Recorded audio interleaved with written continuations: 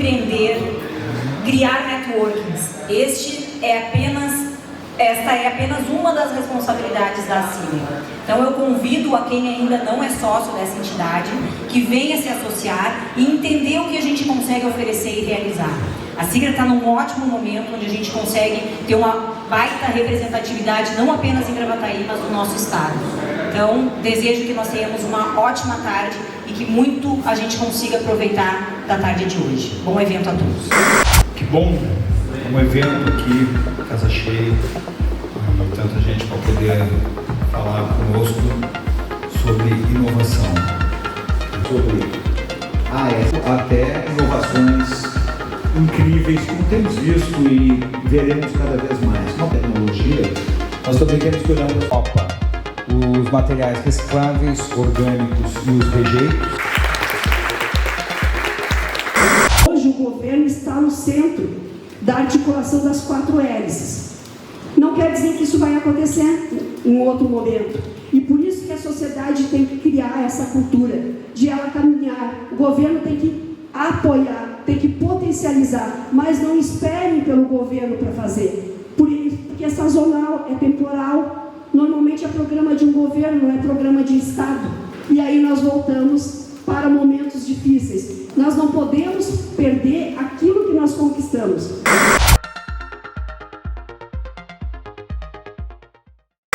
A inovação, ela quase que funciona na contramão da grande empresa. Existem empresas que precisam constantemente se reposicionar e redesenhar o seu produto. Vou citar 2 exemplos aqui, mas existem muito mais. O mais extremo talvez seja a indústria da moda. Está sempre, qual é a nova coleção, o que vem de novo. E ela tem que, então, constantemente se redesenhar.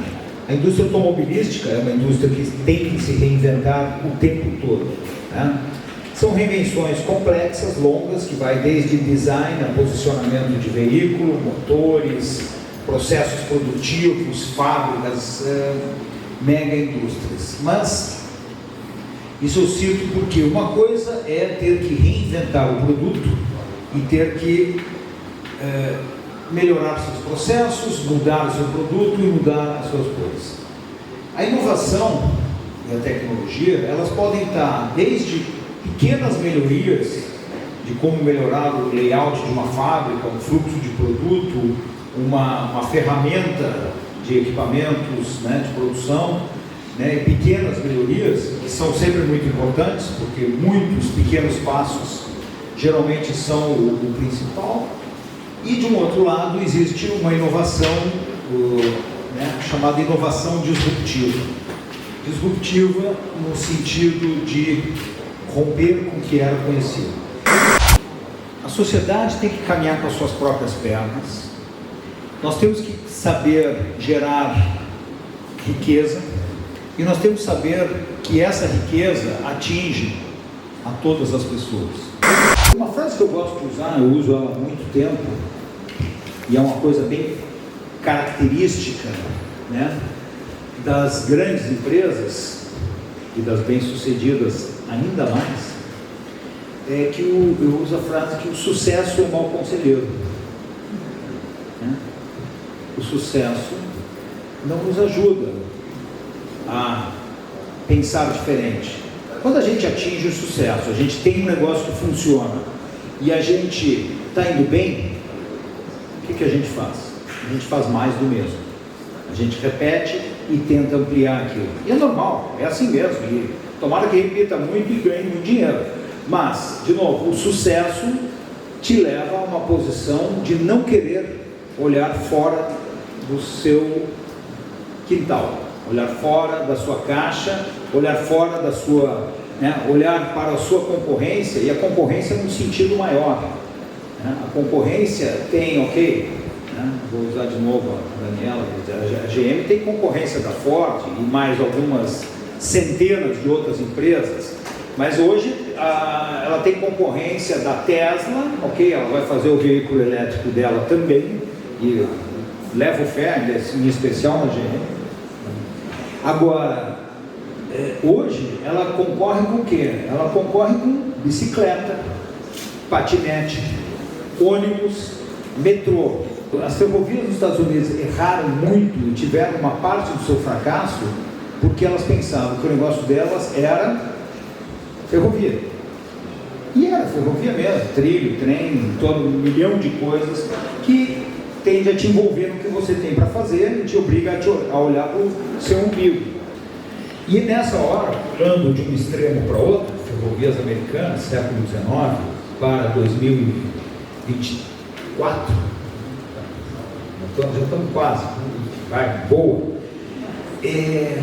Nós vivemos um tempo incrível de ameaças e oportunidades. Existem milhões de ameaças ao establishment, né? Estou usando tanto inglês aqui, mas ao modus operandi, ao estabelecido, a vida como a gente conhece, e hoje quase tudo é questionado, quase tudo é diferente. E aí quando a gente vai falar de direito, e eu nem trouxe ali antes uma tela, o direito vem desde antes da Bíblia, vem desde o período das cavernas. Os homens, ao descobrir a vida em sociedade, tentaram e tentam até hoje regrar e regulamentar isso de todas as formas.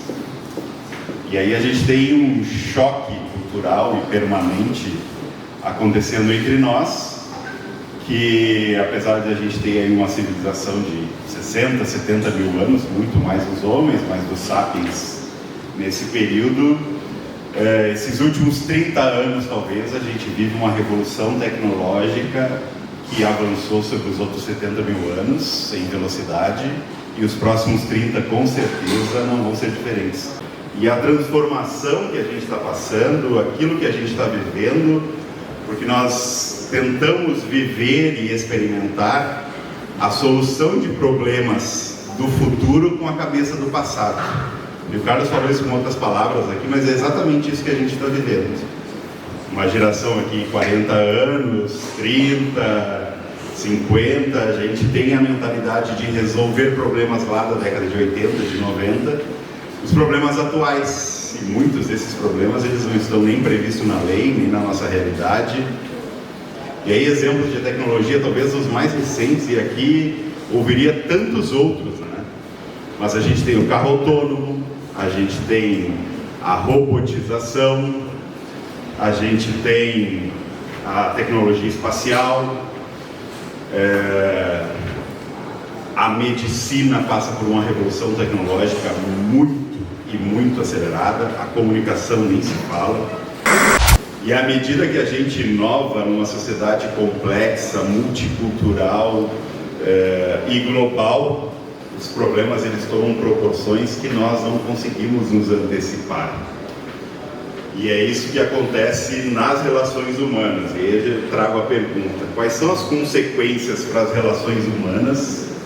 E quem inova em tecnologia, às vezes nem consegue dimensionar o tamanho do reflexo disso ou o impacto que isso traz no nosso dia a dia.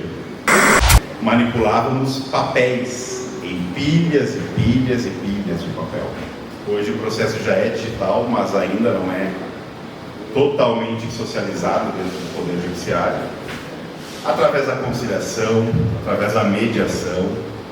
É um absurdo, mas a gente tem uma média de duração de processos no Brasil no tempo de 7,8 anos. Então tu entra hoje, cidadão, com um processo que leva 7,8 anos na média para ter uma solução para ele. A gente viu há 3 anos atrás uma pandemia que em 3 meses revolucionou e bagunçou a vida de todo mundo. A automação dos documentos legais, dos contratos, hoje todo mundo aqui já deve ter mandado um documento assinado digitalmente. É uma realidade que tende a evoluir cada vez mais. Daqui a pouco não vai ser o token, vai ser o reconhecimento facial, como a gente já faz para o GOV ali no aplicativo. Hoje em dia, como é que a gente tem feito na área do direito, né? E ali no escritório a gente consegue já desenvolver isso junto com tantos outros. Como eu mencionei, já tem recurso de inteligência artificial para fazer leitura de processos, para conseguir ter previsibilidade sobre o resultado de um processo. Então eu consigo olhar na prática sobre o problema X, digamos que o problema X é a falta de EPI para um profissional, equipamento de proteção individual. A partir do momento que eu tenho esse processo, hoje eu já consigo ter previsibilidade. O processo caiu com o Franco, que é um magistrado aqui da cidade, e eu consigo analisar pelo banco de dados que tem publicado quantas vezes sobre essa matéria o Franco já decidiu ou favorável às empresas e com que critérios ele decidiu favorável, ou favorável ao trabalhador e com que critérios ele fez isso. E assim nós temos na área tributária, assim nós temos na área civil, cada vez mais os dados que estão disponíveis na rede mundial de computadores possibilitam que a inteligência artificial, as ferramentas desenvolvidas por empresas entreguem isso como soluções. Então, gente, muito obrigado, estou à disposição, não sei se é o Franco que conduz aí.